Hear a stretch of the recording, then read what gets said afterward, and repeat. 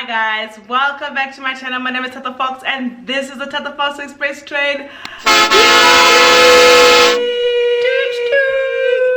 So as you can tell guys, I have Dr. Fox in there, his ears.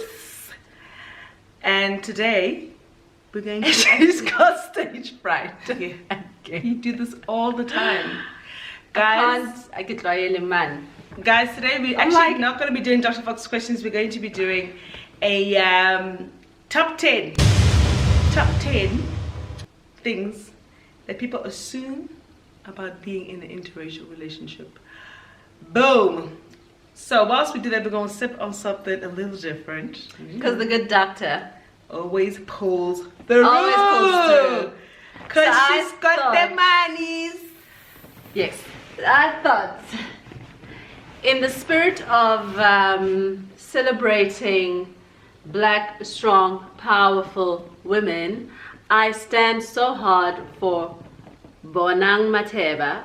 So I thought, you know what, I haven't actually tasted this MCC, so why not do it with you? Yeah! Buddy. People hate on Bonang because she's powerful, she's amazing, she does her thing, and she's unapologetic about being a successful black woman. So I say kudos to you. And, but the taste is in the... Open the drink. Yeah, the proof is in the pudding.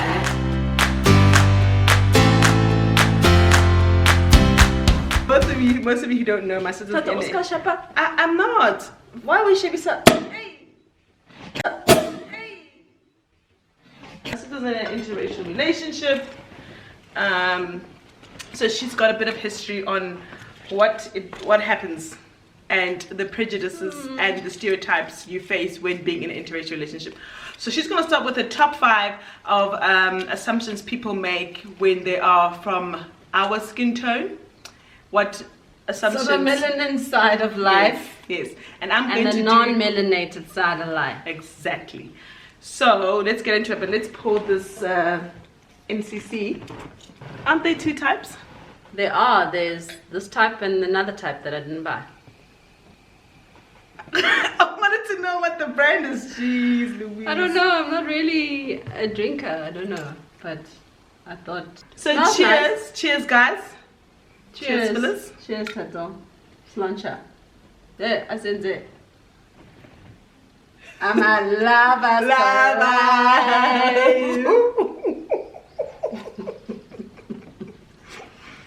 That's not how the lovers do it though. How do they do it?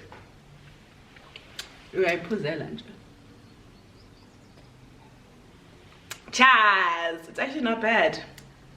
This is I the actually like rosé. it. It's not too brute, eh? It's the brute rosé. That's nice. That's nice. What is the... I don't know what the other one is. But it's not too dry, and I know some people like their champagne really, really dry. Dry, yeah. Like a proper Especially full-on the brute. brute. But I like the pinkishness. You like the color. She likes the color. I like the bubbles. I like the bubbles. I like the taste. I'm that girl. With the girl who drinks the wines. The jumbo. We eat the rice. But we technically can't call this champagne, right? I think it's a cava. What's a it's A what? Cava. Not that word. I said cava. So is that different from Prosecco, which is an Italian version of champagne. You get champagne, which is a French version. And then you've got the Cap Classic, which is the South African version. Cheers. Can we go into the video, please? So you know so much about Utra. Liquor. I also know a lot about food. What does that mean? I also know a lot about men. What does that mean? So Phyllis is gonna list her 5 things, and I'm gonna list my 5 things. She's gonna be doing on the melanin-based skin tones. I'm gonna do from the non-melanin-based skin tones perspective and prejudices. Politically correctness. Yeah, I'm trying to be politically correct. I can tell. I don't want AdSense to not pay my money because I'm too controversial. Wait a minute. This is a big disclaimer, okay?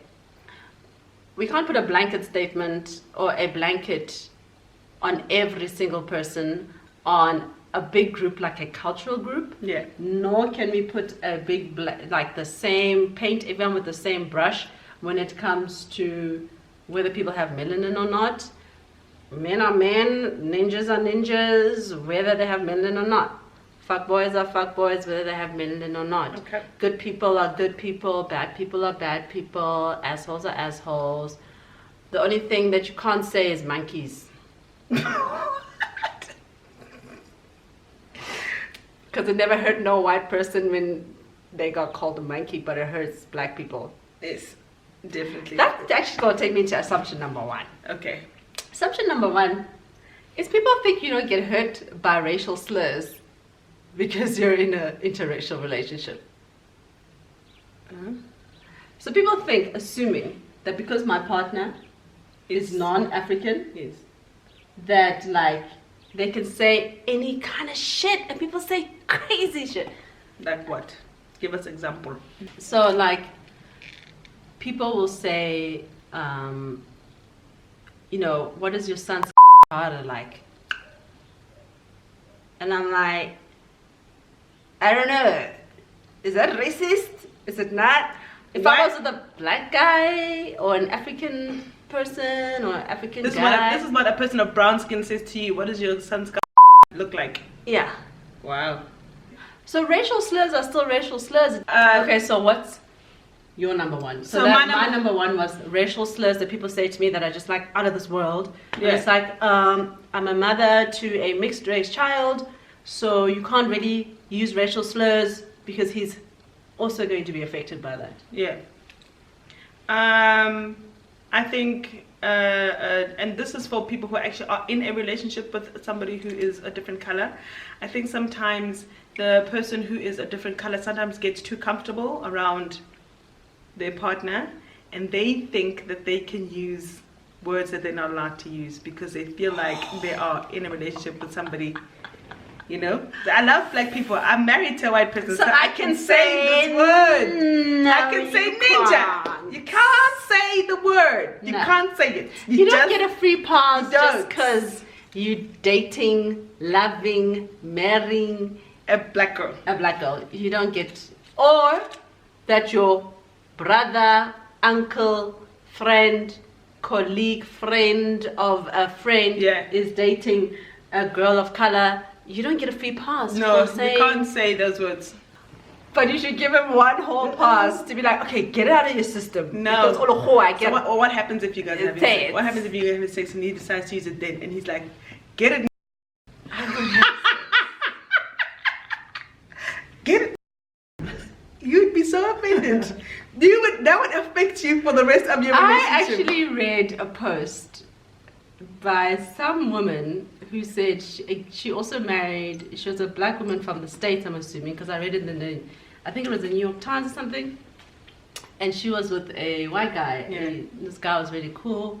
They got married, and then every time they would do the deed, he would use the N-word, and he would literally use it in that like derogatory slave master. Like, act the slave. No ways. The slave stuff. No ways. So he would be up in your ear, call me master. Call me master. Oh, hell no. He's like, you come in the house, your house ninja. Ninja? Oh, hell no. And she was like, what do I do? And I was like, you get the hell out of the master's house. But I kind of get, I get the want to say it, because you know when you're a naughty kid and they tell you you're not allowed to do something, a part of you is like, I really just want to say it. Just say it. That's what I'm saying. And get it off your chest. Pass. Give them he needs they need to go into their pillow and scream that word into their pillow and get it out of their system. Then they need to not say it. But if you are a family member of somebody who is brown, and you guys are best of buddies, best of boombas, you're in a relationship, whatever, you still cannot say that word. You can't say anything derogatory, you can't say that word, don't get too comfortable. Hashem, we're gonna try it. Okay, so the second thing, number 2. People like us, melanin, they assume because Uzamanila or a interracial whatever relationship, that your partner's got money. Oh yeah. Oh yes. Oh yes! Don't go any further. For me, the second thing that I find really annoying is that white people like to tiptoe around black people, and like they don't want to say what they actually feel, and you can kind of see that they want to say something but they don't really say it. So you'll get things like I once had a situation where I met someone, and the person, when they saw the wedding pictures of mine and Scott's, they were like, oh, this is really nice. Is this where you stay? Is this really where you stay? And I wanted to be like, why? Is it because I'm black, or is it because I'm African that you assuming that I'm the poor one? It's better just to say what you want to say, even if it's a little bit. Nah, it's not. I think if someone's gonna be like, oh, I didn't expect you to be living up. No, yeah. Yeah, you like, I'm no, like, you got the stereotype wrong. I'm like, yeah, you got the stereotype really wrong. Because what's gonna happen is a lot of times white people have a lot of questions for black people, but they're too scared to actually say what they want to ask. They're too scared to come across racist. They're too scared to come across like, they're too scared to come across racist if they're racist. Yes, and then that's where you can start fixing the problem. So you want them to be closet racist. Be racist to my face, Joe. Me, I'm not here to fix you. Be racist to my face so that I can fix your problem. Because you've clearly got a problem. Club. Black people are very non-PC. Black people will be like, woo! Like literally. I prefer honesty so that I can correct the situation instead of you being a closet racist. No, tell me what you're thinking. Let's get it out in the air and leave it at that. I think you're expecting way too much out of people. I'm not. People have their assumptions. Say them. That's the only way that we can change is if we have an open dialogue. MCC, Bonang, you did. Okay, get your number. Okay, so my number 3 is that there's a difference in the mechanics of the tools. When we go to the workshop, what is she talking about? A hammer is a hammer. What kind of doctor is this? I don't understand. When a spanner is a spanner. A screwdriver is a screwdriver. Oxalayo. What workshop?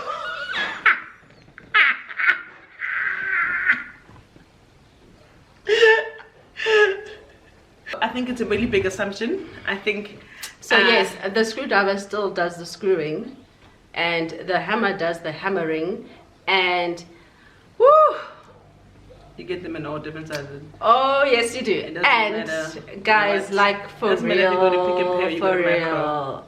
like, don't be asking us that kind of stuff, man. That's just crazy. Oh, you don't like to be asked that? I don't like people to make assumptions and to ask, like, so no, what are you doing in my bedroom? No, I don't like that, and it's none of your business. And to be really honest, if I asked you that, you would think I'm kind of weird. So you're no less different. Like, you're also weird for wanting to know that kind of stuff. My other pet peeve is actually in the opposite way around, where you get a lot of women who have got no melanin who then assume that all brown skin girls, brown skin men have got big. That is also an assumption, and I don't like that almost fetishizing the black man. It's weird. Well, black women also get fetishized a lot. They like, black do, women but I don't get sexualized and objectified, and that's actually an assumption that's also on your side of the melanin scale.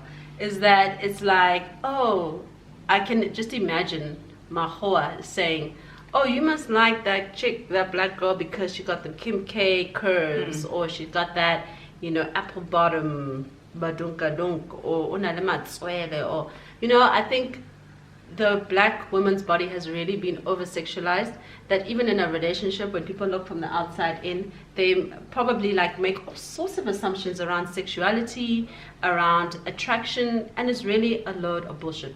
Because I'm skinny, she's not. She got curves, I got tiny little ones. I'm my size, she's her size.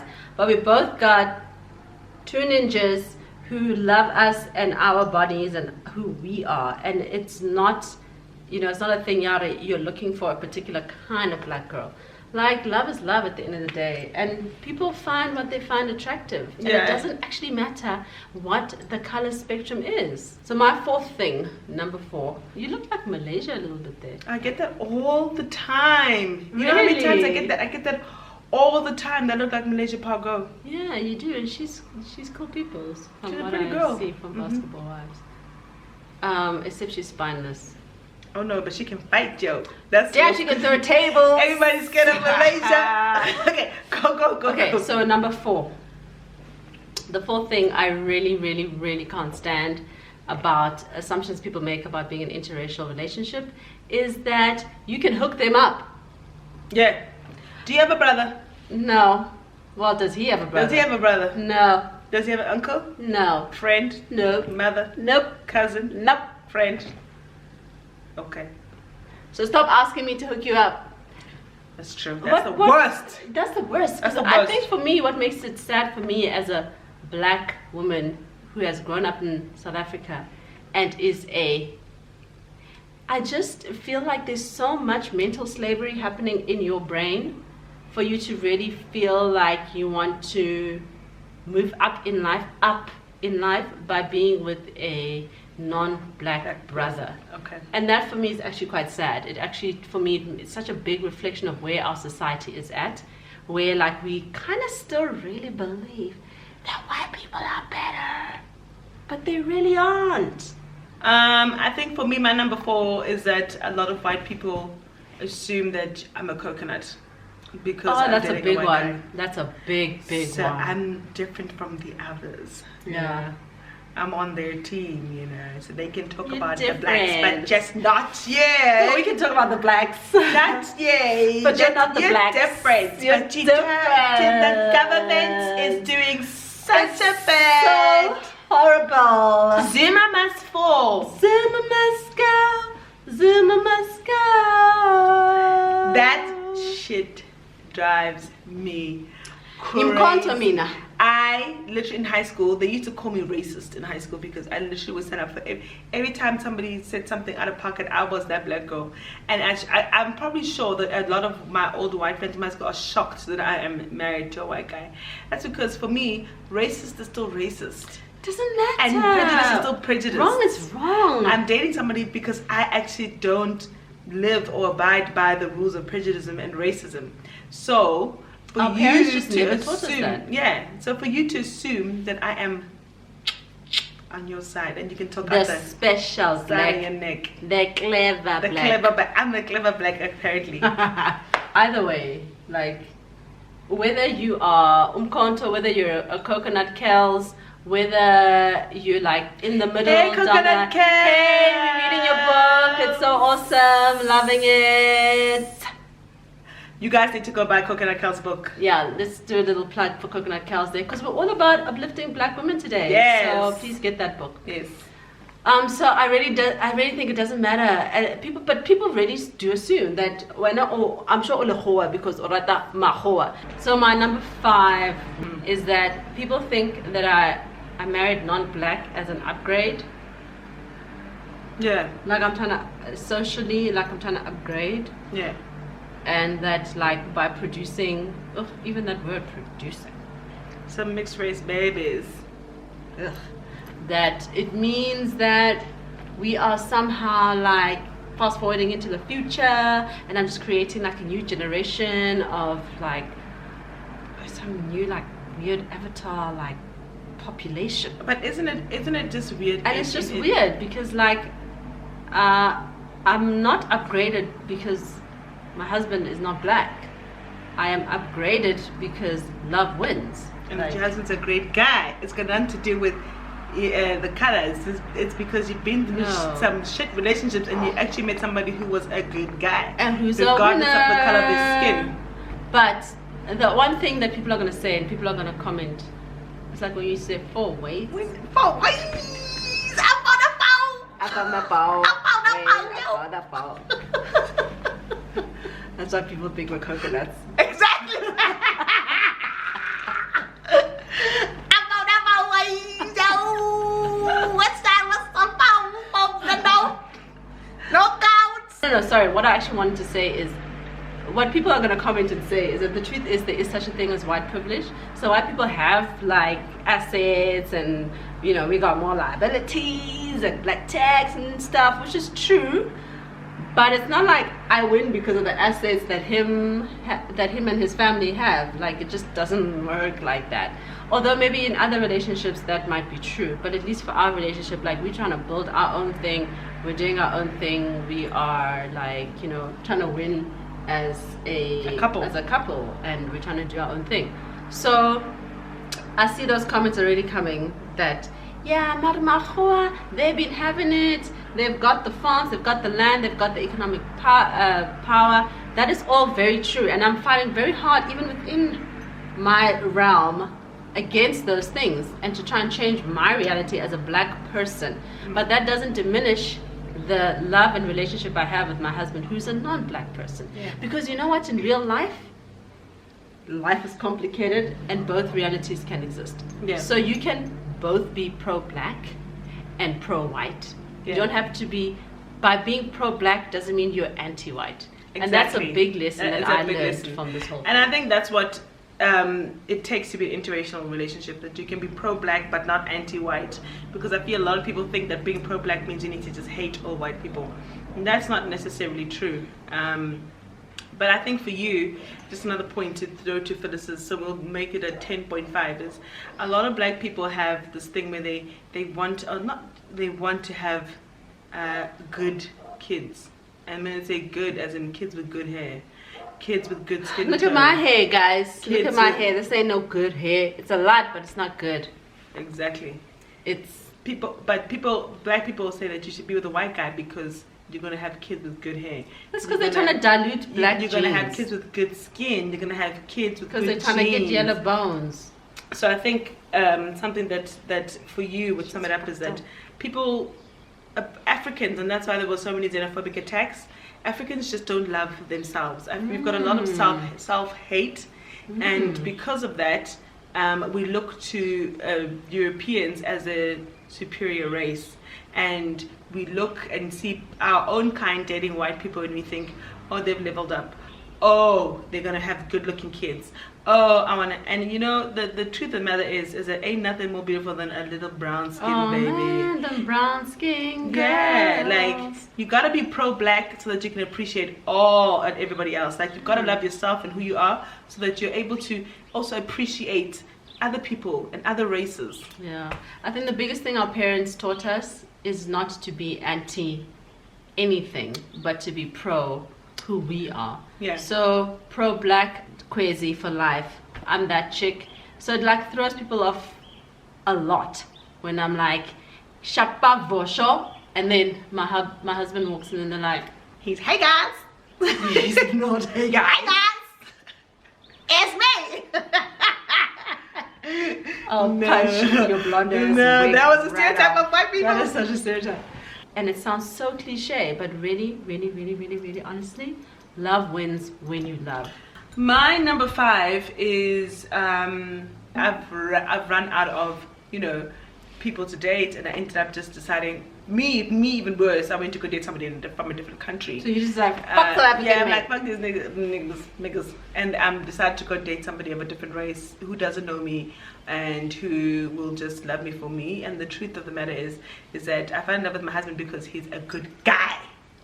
He's a good guy. I fell in love because he's nice. No, everybody what you see loves him. on the gram is real. He's a real what good you guy. see on YouTube is exactly 100% who he is. Yeah. I think the thing for me is that I was tired of being heartbroken, and I opened up myself to dating somebody who was just a nice guy, and my husband was a nice guy, irrespective of his age, the color of his skin. But a lot of Caucasian women will look at me and think, oh, shame, she ended up dating some white guy because she probably is a hoe.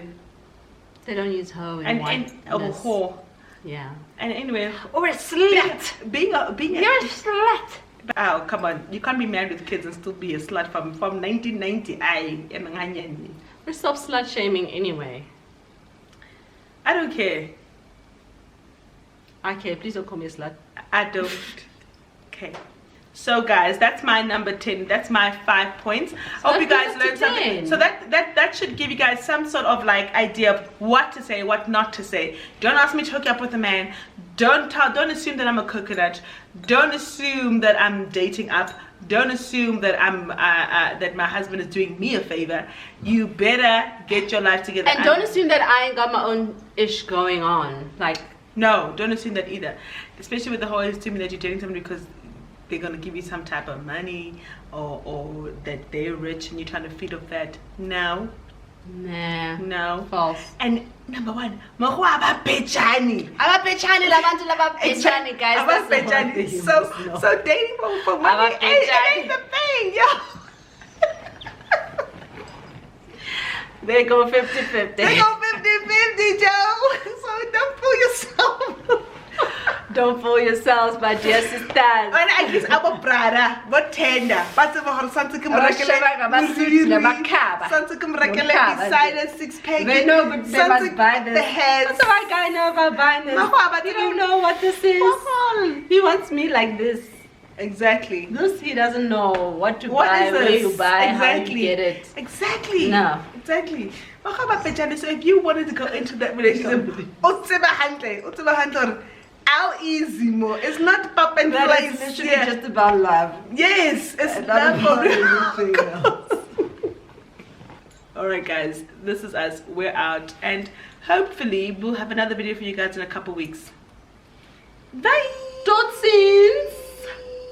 Hambani Goshle. Gosh, Zuma must go. Zuma must go. Go. Zuma must go. EMC Iatrapa. EMC Zuma must go. Iatrapa. Zuma must go. Iatrapa.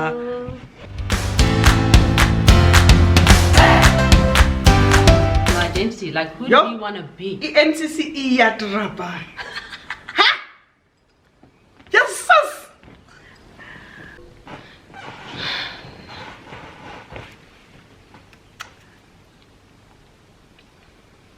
Phyllis, are you done? I'm doing my exercises. I need to start. You can start. No, I can't start with you doing all these weird things.